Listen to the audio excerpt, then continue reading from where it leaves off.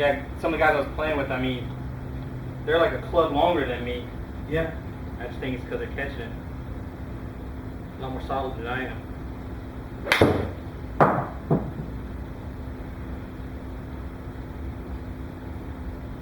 Yeah, it's the angle that they're working at. You're hitting it straight. It's right, it's straighter than everything. Yeah, I'm hitting it straight there. I mean, you've really changed your consistency pattern, but we're going to work on getting you playing a little more downhill. That's kind of always the thing with you. Your swing's so much better, more rounded. Get through the ball, you don't see the hitch coming up and out and all that stuff. Right. It's scary. Good swing.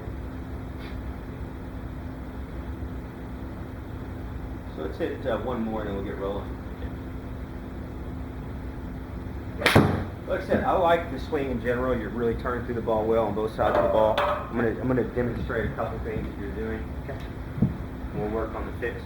The number one thing that we got going on is that when you take so all the setup stuff looks good, grips good, weight shifts always good. But when you go back and then you come back a little flat with your shoulder point. Flat means like this. So if I took my shoulders and I rotated this way, flat, it's a 90-degree turn, but a tour player would be, there's tilt with the turn. Okay.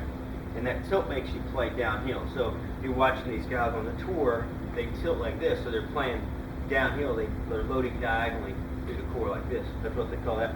Then you unwind naturally. Your unwinding part's never, if you just kept doing that the rest of your life, we're good to go. Your unwinding is not the problem right now. You're just not playing angled downhill golf. So I'm going to show you the simple fix for it. And you can, this is what I use here, but I mean, 1,000 things easier than this thing. But I like it because it's a little unstable. If you push on it too hard, it'll roll. So it keeps you heavy on your lead side. Like that right there. Okay, just put your foot on top, and then what you do is make your turn and just swing just like that. So everything is loaded on this lead leg the whole time, and you're playing downhill. There's no way. Right. And so then you hit enough balls doing that, or you train at home. You build you a little 2x4, something build up, or a little weight like this. You roll it this way. You roll it like that, and then you train. Then you get off of it, your body will start working. Gotcha. That way. Okay. Makes sense. So we'll start. We'll work on a simple little drill that, man, I tell you, this is super effective for a level 3 player. Guys, a level 3 being that you're just. Yeah. What are the levels? Level 1 is basically a hacker. Okay. Beginning golfer to hack. Level 2 is you're basically running from about 85 to 95, and level 3 is 84 below. And obviously you're there, you're 70s player and so forth now. And so level 3, there's different fundamentals in my opinion. Okay, because you hit the ball solid, you can hit the 50-yard shot. I mean, there's a lot of things you bypass as you go forward. So whereas a level 2 you can't even, a lot of times they might not hit it solid 1 out of 10, 15 shots. So level 3, you hit it solid, you get the ball in the right direction, you're fighting trajectory and a little bit of compression right now is the only thing, 2 things that you're lacking. So, and this will help with that. Just get your body angled a little bit better. Yeah, just kind of smooth swing. You don't have to hit them real hard. Just kind of get the feel for that weight. Okay. Tricky at first, isn't it? Just remember to hit down the ball as you come through. Okay. There you go. Does that feel a little That clear? felt good. Yeah.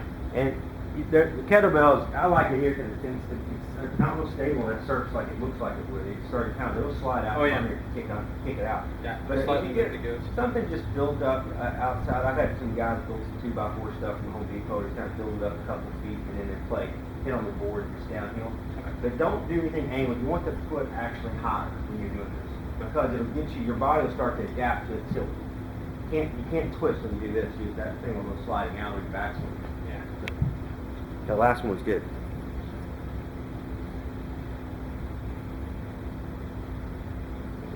Very good. So I like that. Now I'm going to show you the other drill we're going to add into that. So we'll stay here. We'll put this T. Now for you, what I want to do now, this T is pretty cool because if I take the T out, let's just forget this thing for a second, and I come back and I take that T out, and I have to keep that club down and long through the ball is going to be lower. If I want to change my trajectory with that T, I can put it there's several things I can do. I can keep it out the same distance I just had it, and I can come up on it. See, I missed it there, and I hit it higher. That's kind of what you were doing, so you don't need that. I want to see you have it out here and trying to get your club all the way to it. Does that make sense? Yeah, not because if your tee is out here like that, you can still, like, the ball can hit the tee and it'll move, right? If you don't do it right. But what your actual goal is watch this, is your ball's there, is the club head hits the tee. That will ensure that this club's very low, square. Now, I wouldn't say it's square, but it should be. But very low through impact, which will give you more lag, a lower ball flight, which is what you need right now for the distance. Does that make sense? Yeah, totally. So we're going to kind of bypass this one. This is just one I wanted to show you to get your body angles correct. Practicing on a downhill slope will do the same thing. Butch Harmon was notorious for getting tour players to get on a downhill slope. So about 6 inches is where I want you to feel like that your club head hits that tee. Okay.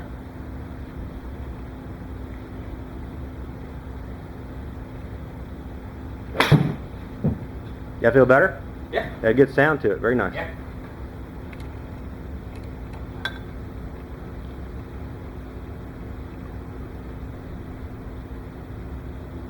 Got a tee there. Good. Very good. Yeah, that was good. I got that one. That was very nice. Got a close up on the tee. This is a easy level 3 drill because you're dealing with hand-eye timing now. You see that tee, you know if you go to draw that tee out, there's no doubt if you get that tee out and everything functions the same, your ball's going to get compressed better. Yeah, I'm not even concentrating on the ball. I'm Yeah. trying to get to that tee. Just the tee, yeah, exactly. Classic 101, level 3, advanced level drill. I worked with this tee drill at PGA Tour winners. Oh, really? Oh, yeah. Wow, that feels whole lot.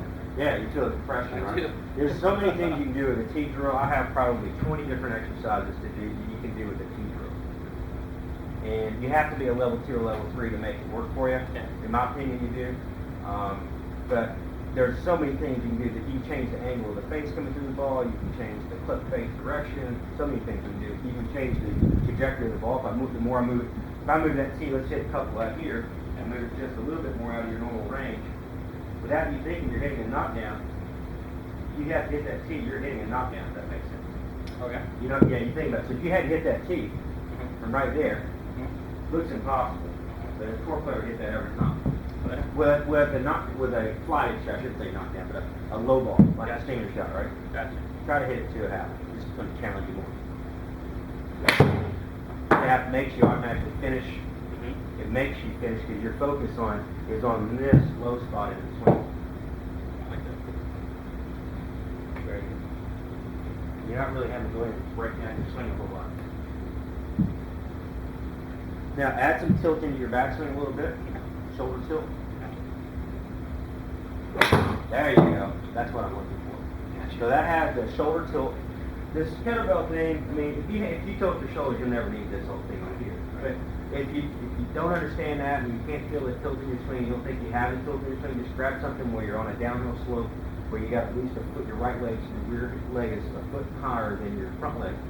And you swing one time and you'll feel it. Like, okay, this doesn't feel right. I have to swing this way. Now, does the same concept apply for the driver? Drive. It does? Yeah. Okay. Because your body, your hand-eye timing as you play. I don't care if you tilt like that. If you were here like this, if you just kept playing, you would actually push back. I mean, there's a way to do it wrong, right? Right. But if you just tilt normal like I'm talking about here, you're going to start, because you push down and your body pushes back up and extends a little bit through the driver, but it's on a tee. And your hand-eye timing just takes over. Okay. Yeah.